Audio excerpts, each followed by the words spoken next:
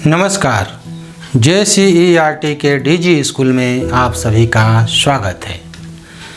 प्यारे बच्चों, यह वीडियो कक्षा 6 के लिए है और इस वीडियो में हम लोग सामाजिक विज्ञान के तहत भूगोल पढ़ने जा रहे हैं। पुस्तक का नाम है हमारी पृथ्वी और इस पुस्तक का अध्याय 4 पढ़ेंगे और अध्याय का नाम है मानचित्र। बच्चों, अध्याय की यह पहली वीडियो है और इस वीडियो में हम लोग मानचित्र के बारे में समझेंगे कि मानचित्र किसे कहते हैं और मानचित्र के कौन कौन से प्रकार हैं, इसके बारे में इस वीडियो में हम लोग पढ़ेंगे। तो बच्चों, आइए शुरू करते हैं अध्याय 4 जिसका नाम है मानचित्र। बच्चों, सबसे पहले देखिए कि हम मानचित्र किसे कहेंगे। यह विश्व का मानचित्र है। इसके बाद इस मानचित्र को तो पहचान रहे हैं, ये हमारे देश भारत का मानचित्र है। और इस चित्र को देखिए, ये हमारे राज्य झारखंड का मानचित्र है। तो बच्चों, इसी मानचित्र के बारे में हम लोग आज पढ़ने जा रहे हैं। पिछले अध्यायों में आप लोगों ने बच्चों ग्लोब के बारे में पढ़ा। ग्लोब पृथ्वी के अध्ययन के लिए काफ़ी उपयोगी होता है। जब पूरी पृथ्वी के बारे में हम लोग कुछ पढ़ना चाहते हैं, अध्ययन करना चाहते हैं, तो ग्लोब बहुत ही उपयोगी है।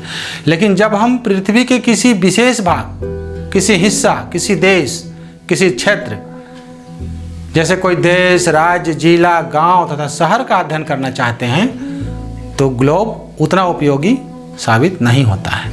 इस परिस्थिति में हमें मानचित्र की सहायता लेनी पड़ती है। बच्चों, मानचित्र को मैप भी कहते हैं। ये दो शब्दों से बना हुआ है, मान और चित्र। मान मतलब इसमें नाप दिया हुआ है, इसका वैल्यू दिया हुआ है इसमें। तो मान जोड़ चित्र, जिस चित्र का मान हो। तो अगर मानचित्र का परिभाषा कहें तो मानचित्र पृथ्वी की सतह या उसके एक भाग का पैमाने के माध्यम से, अभी हम बताएंगे कि पैमाना किसे कहेंगे, तो पैमाने के माध्यम से चपटी सतह पर खींचा गया चित्र है। चपटी सतह आपका कॉपी हो सकता है और चार्ट पेपर हो सकता है, और आप जो मानचित्र देखते हैं आपके कक्षा में टंगा हुआ, उस तरह के चपटी सतह पर खींचा गया चित्र है। तो फिर से हम कह दें कि मानचित्र पृथ्वी की सतह या उसके एक भाग का पैमाने के माध्यम से चपटी सतह पर खींचा गया चित्र है। इस प्रकार मानचित्र एक बड़े क्षेत्र का छोटा रूप चित्रण है। अब बच्चों, जितना बड़ा विश्व है या जितना बड़ा हमारा देश है, जितना बड़ा राज्य है, यहाँ तक कि जितना बड़ा हमारा गांव है, उतने बड़े कागज़ पे हम इसको तो उकेर नहीं सकते हैं। तो इसलिए इसका हमें छोटा रूप बनाना पड़ता है, छोटा सा चित्रण करना पड़ता है। वही है मानचित्र। जब हम पूरी पृथ्वी का अध्ययन करना चाहते हैं, पूरी पृथ्वी के बारे में जानकारी इकट्ठा करना चाहते हैं, तब ग्लोब हमारे लिए काफ़ी उपयोगी होता है। लेकिन जब हम पृथ्वी के केवल एक भाग का अध्ययन करना चाहते हैं, जैसा भी मैंने बताया कि किसी देश का अध्ययन करना चाहते हैं, राज्य का, जिला का या गांव का या किसी शहर के बारे में हम अध्ययन करना चाहते हैं, तब ग्लोब उतना उपयोगी नहीं होता है जितना कि मानचित्र। बच्चों, हमारे अध्ययन या जानकारी संबंधी आवश्यकताओं को मानचित्र पूरा करता है। जैसे जैसे हम इस पाठ को पढ़ते जाएंगे, ये बात और भी स्पष्ट होती जाएगी। कुछ मानचित्र एक छोटे क्षेत्र को दर्शाते हैं, दूसरे तरह के मानचित्र एक बड़ी किताब की तरह हो सकते हैं। समझिए मैं किस किताब की बात कर रहा हूँ। जब बहुत सारे मानचित्रों को एक साथ रख दिया जाता है, किताब बना दिया जाता है, तब एक एटलस बन जाता है। आपने विद्यालय में एटलस देखा है ना बच्चों, यहाँ भी देख लीजिए कि एटलस हम किसे कहेंगे। एटलस विभिन्न प्रकारों तथा अलग पैमानों से खींची गई मापों पर आधारित मानचित्रों का संग्रह होता है। उस पुस्तक में अनेक प्रकार के मानचित्र होते हैं। बच्चों, मानचित्रों से हमें एक ग्लोब की अपेक्षा ज़्यादा जानकारी प्राप्त होती है। तो अब हम लोग समझेंगे कि मानचित्र कितने प्रकार के होते हैं और कौन कौन से होते हैं। तो बच्चों, सबसे पहला मानचित्र है भौतिक मानचित्र। ध्यान से सुन लीजिए, भौतिक मानचित्र। तो अब देखिए भौतिक मानचित्र में क्या होता है। पृथ्वी की प्राकृतिक आकृतियों, प्राकृतिक आकृतियां कौन कौन है? पर्वत, पठार, मैदान, झील, नदियां, महासागर इत्यादि को दर्शाने वाले मानचित्र को भौतिक मानचित्र कहते हैं। इस मानचित्र में विभिन्न रंगों के माध्यम से धरातल की विविधताओं को प्रदर्शित किया जाता है। मानचित्र आप रंग बिरंगा देखे होंगे, रंग का भी महत्व है जिसको हम अभी इस अध्याय में पढ़ेंगे।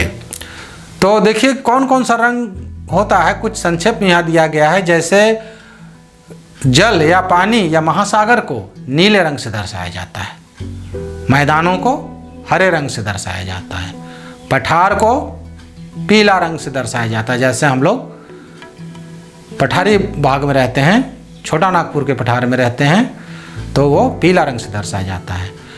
यहाँ बहुत ध्यान से सुन लीजिए बच्चों, अगर आपसे कोई पूछे कि पर्वत को किस रंग से दर्शाया जाता है तो हो सकता है आप हरा कह दें, काला कह दें, लेकिन बहुत ध्यान से सुन लीजिए कि पर्वत को लाल रंग से दर्शाया जाता है। किस रंग से दर्शाया जाता है? लाल रंग से दर्शाया जाता है। तो विभिन्न रंगों के माध्यम से धरातल की विविधताओं को प्रदर्शित किया जाता है। यह था भौतिक मानचित्र। अब दूसरा है राजनीतिक मानचित्र। राजनीतिक मानचित्र में राज्यों, नगरों, शहरों, गांवों और विश्व के विभिन्न देशों तथा उनकी सीमाओं को दर्शाने वाले मानचित्र को राजनीतिक मानचित्र कहा जाता है। समझ रहे हैं बच्चों? इसमें शहर, नगर, गांव या विश्व या देशों तथा उनकी सीमाओं को दर्शाया जाता है। यहाँ आप इस मानचित्र को भी देखिए। तीसरा है थीमैटिक मानचित्र। थीम होता है इसमें, आइए समझते हैं। वैसे मानचित्र जिनसे विशेष जानकारियां प्राप्त होती है, जैसे सड़कों के बारे में, विश्व में, देश में, राज्य में कौन सी सड़कें कहाँ से निकलती है, कहाँ तक जाती है, कहाँ से होकर गुजरती है। अगर इसकी जानकारी पूरे मानचित्र में दी गई है तो यह सड़क मानचित्र है। वर्षा मानचित्र होता है कि कहाँ कितना वर्षा होती है, तो वो वर्षा मानचित्र एक थीम हो गया। वन के बारे में दिया गया है कि विश्व, देश, राज्य में कौन सा वन कहाँ पाया जाता है, तो वह वन का मानचित्र हो गया। रेल से संबंधित मानचित्र है कि कौन सा रेल, यानी कि रेल की पटरी कहाँ से कहाँ तक जाती है, किस तरह से इसकी जाल बिछी हुई है। पूरी मानचित्र में अगर रेल की जानकारी गई है तो रेल थीम से संबंधित मानचित्र है। उद्योग आदि का विवरण भी इसमें दर्शाया जाता है। तो ये देख रहे हैं अलग अलग थीम है, सड़क, वर्षा, वन, रेल, उद्योग, इसलिए इस मानचित्र का नाम है थीमैटिक मानचित्र। तभी आप समझ गए होंगे कि इन मानचित्रों के माध्यम से दी जाने वाली सूचना ही इसके नामकरण को दर्शाता है। जैसा सड़क की सूचना दी गई है तो सड़क मानचित्र, वर्षा मानचित्र, वन मानचित्र, रेल नेटवर्क मानचित्र, तो जो सूचना दिया जाएगा वही इसमें दर्शाया जाता है। तो इसको हम लोग कहते हैं थीमैटिक मानचित्र। तो बच्चों, इस वीडियो में आप लोगों ने जाना कि मानचित्र किसे कहते हैं और मानचित्र कितने प्रकार के होते हैं। तो बस इस वीडियो में इतना ही, फिर आगे हम लोग मानचित्र के बारे में दूसरे वीडियो में पढ़ेंगे। तो बच्चों ध्यान से पढ़िएगा, लिखने का अभ्यास जारी रखिएगा, खेलिएगा और खुश रहिएगा। धन्यवाद बच्चों।